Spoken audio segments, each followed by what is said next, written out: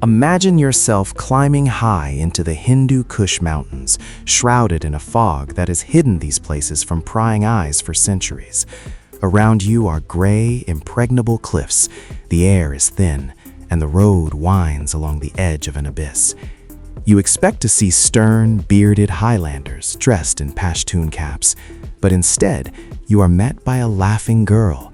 She has cornflower blue eyes, fair skin flushed pink by the mountain sun, and a thick braid interwoven with red ribbons. On her head is a wreath of wildflowers, and on her shoulders, a black dress embroidered with primitive but vibrant patterns. She looks like a character from a Grimm's fairy tale, a bride brought to life from a medieval tapestry. Only she isn't standing by a gingerbread house, but on the rocky slope of one of the most closed-off and conservative Islamic countries in the world, Pakistan. By the way, before we begin our journey into this lost world, subscribe to the channel. They say that every new subscriber automatically receives plus 100 karma points and protection from evil mountain spirits, while those who just watch risk seeing nothing but tax audits in their dreams all night. I wouldn't risk it if I were you. Hit that button. This is the Chitral Valley, and the girl is a Kalash. Her people, numbering only a few thousand, live in 3 tiny valleys cut off from the world.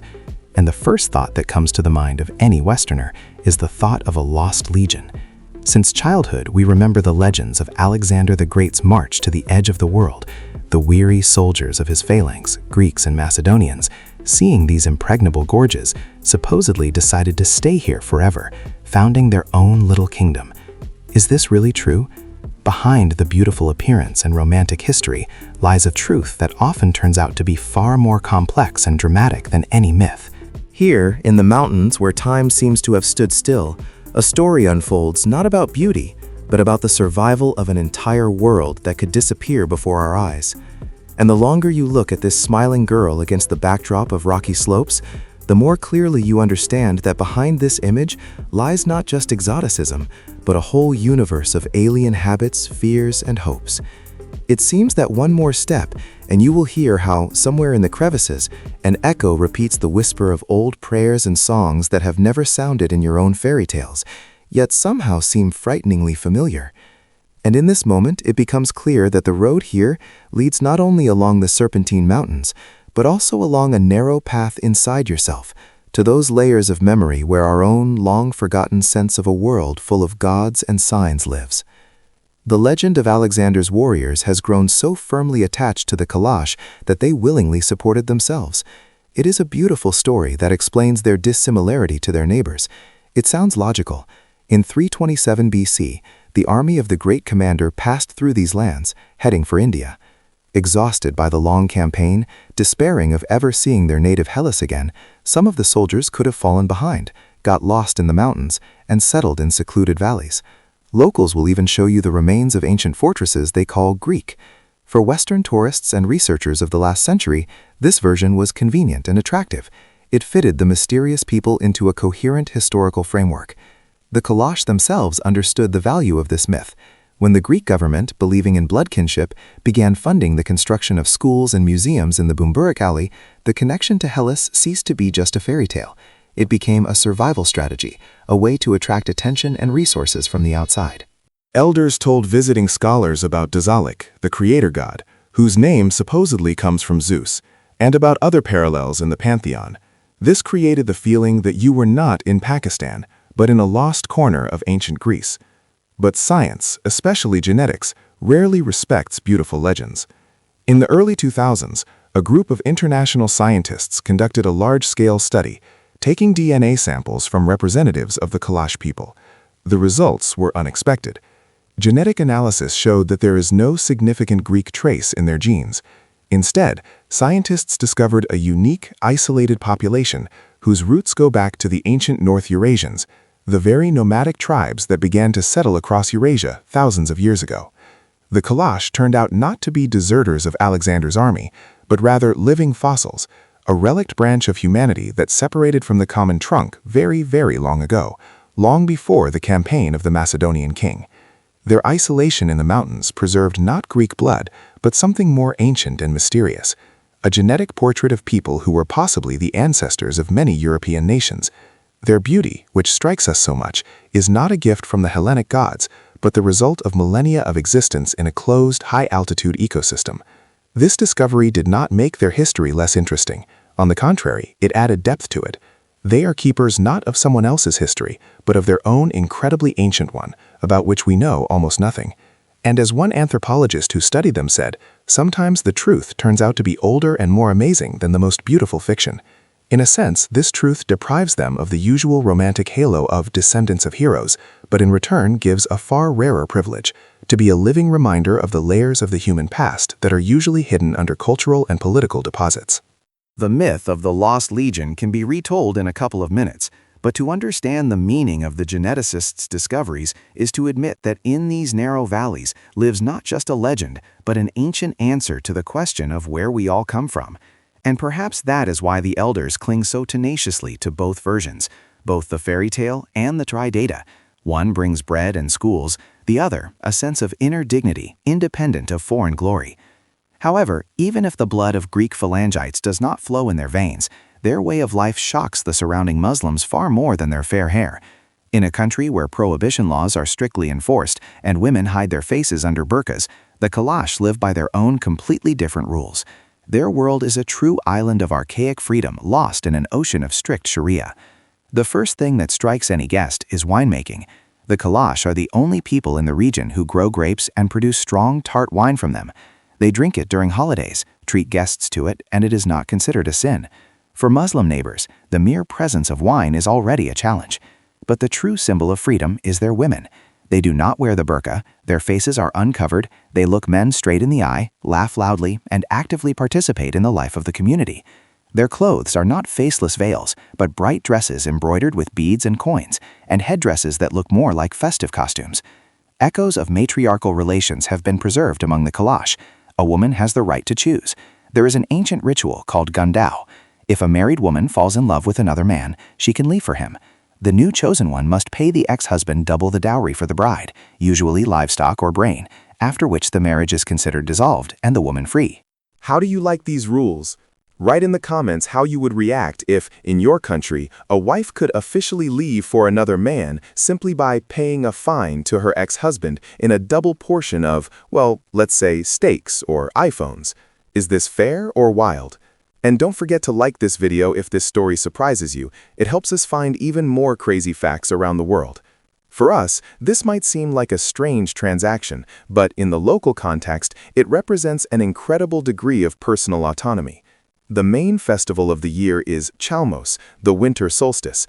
For several days and nights, huge bonfires burn, people dance ritual dances, and men sing ancient hymns praising the gods of the mountains and the sun. Watching this, many Westerners involuntarily catch themselves thinking that they are seeing echoes of their own long-lost pagan Yule or Saturnalia. However, this freedom is not absolute. It exists within a rigid system of ritual taboos and rules, the violation of which threatens the terrible wrath of the spirits.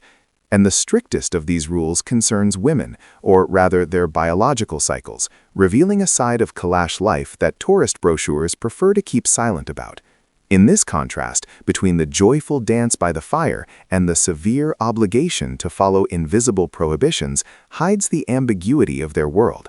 For an outsider, it looks like a paradox.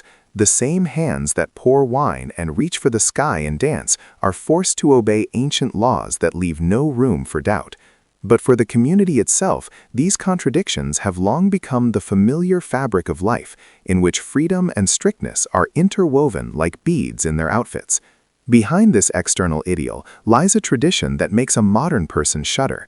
This is the flip side of their unique world, the system of purity and impurity. According to Kalash beliefs, a woman during certain periods of her life becomes a source of pragata, ritual impurity, dangerous to everything related to life and fertility, the harvest, livestock, and male strength. To protect the community from this danger, there is a special rule. During menstruation and childbirth, a woman is obliged to leave her home and move to a special structure, the bashali. This is a small, often dark and smoky hut built on the very outskirts of the village, near the edge of a cliff or away from the path. She spends several days or even weeks there in total isolation from men and public life. Food is brought to her, but she cooks it herself on a separate fire. The dishes she uses are later broken or thoroughly purified by a special ritual. To us, raised in a different culture, this looks like barbaric banishment, humiliating segregation. But the paradox is that the Kalash women themselves often perceive the Bashali differently. For many of them, especially those with many children and heavy work in the house and fields, these days of forced rest become a kind of vacation. Several women gather in the Bashali. They talk, share news, sew, and rest from the constant supervision of men and older female relatives. It is a kind of women's club where male access is strictly forbidden. Violating this taboo is a grave crime. There is a known case where a curious foreign tourist, unaware of the customs, got too close to a Bashali to photograph the scenic view. The women raised a scream. The elders sentenced the violator to a fine. He had to pay the cost of a goat, which was then sacrificed to the gods to cleanse the desecrated place. This ritual shows how seriously boundaries are taken here. The Bashali is not just a shed, it is a powerful cultural symbol dividing two worlds, the everyday, male, clean world, and the sacred, female world, connected with the mystery of birth and decay. It is a reminder that freedom in an archaic society always has its price. While women rest in their sanctuaries, the world around them is changing rapidly, shrinking, and threatening to wipe this unique culture off the face of the earth. Today, the main danger to the Kalash comes not from mountain spirits, but from the modern world, which has burst into their valleys in the form of tourists, money, and new ideas. Their homes have turned into a kind of human zoo. Buses arrive daily along narrow mountain roads, packed with residents of major Pakistani cities, Lahore, Islamabad, Peshawar. For many of them, living within strict Islamic frameworks, a trip to the Kalash is a chance to see something exotic and forbidden. They come to stare at women without headscarves, at dances, at wine drinking, as if it were a carnival attraction. They photograph locals without asking permission, invading their privacy. This is a heavy, humiliating gaze from the outside, turning an entire people into a museum exhibit. Simultaneously, economic and social pressure is mounting. Young Kalash, especially men, see that the world beyond the mountains offers opportunities, but these opportunities are often only available to Muslims. Government schools, good jobs, careers in the army or civil service, all this often requires converting to Islam. Many take this step. The process is a conversion of convenience.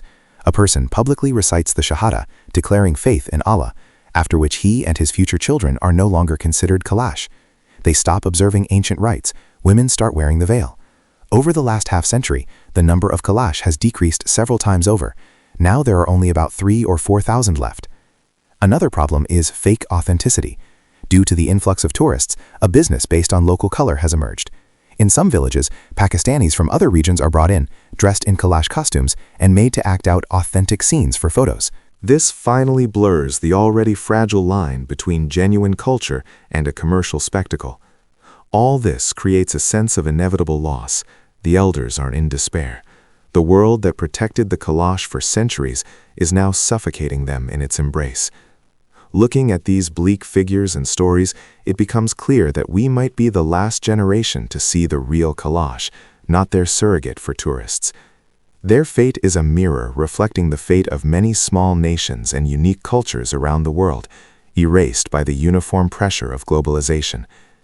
The Kalash are a living museum of humanity, the last fragment of an ancient world where gods live in groves, and not only prayer is considered sacred, but also dance and communal festive wine.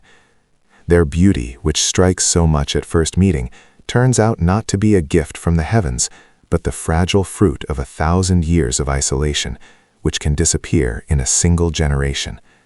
The true tragedy here is not in the Bashali house or strange rituals, but in the fact that this holistic cosmos is slowly dissolving like mountain fog under the morning sun.